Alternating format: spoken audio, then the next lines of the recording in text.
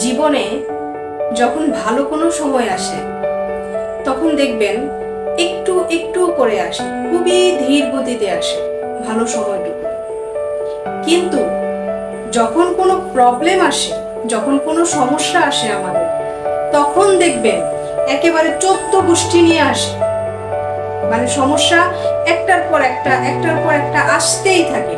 তখন শুধু চারদিকে সমস্যা ছাড়া আপনি আর কিছুই দেখবেন না। এই রকম সমস্যা যখন একটার পর একটা যখন আসতেই থাকে, তো তখন অনেকেই আমরা আছি যে হাল ছেড়ে দিই, ভেঙে পড়ি, নিরাশ হয়ে যায়।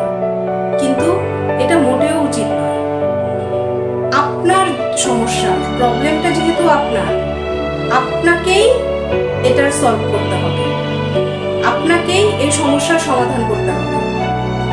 আপনার সমস্যা যদি আপনি হাত গুটিয়ে বসে থাকেন, আপনি নিজেই যদি মনে করেন যে না আমি খাট থেকে নামবো না, খাট থেকে নামলে সমস্যা আমাকে পা চাপড়ে ধরবে, এই ভয়ে যদি আপনি খাট থেকে না নামেন, তাহলে তো আপনার সমস্যা কখনোই সলভ হবে না।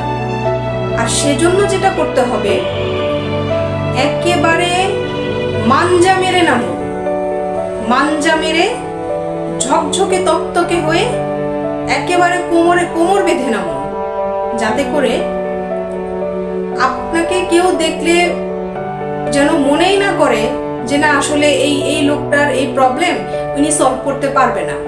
কারণ আপনি নিজেই যদি আশা হারিয়ে ফেলেন, তাহলে তো আপনি হেরে গেলেন। কাজেই সমস্যাটা যেহেতু আপনারই, আপনাকেই সমাধান করতে হবে। মনে সাহস রাখতে হবে, বিশ্বাসটাকে আরো দৃঢ় করতে হবে। সবাই ভালো থাকুন, সুস্থ থাকুন। আল্লাহ হাফেজ।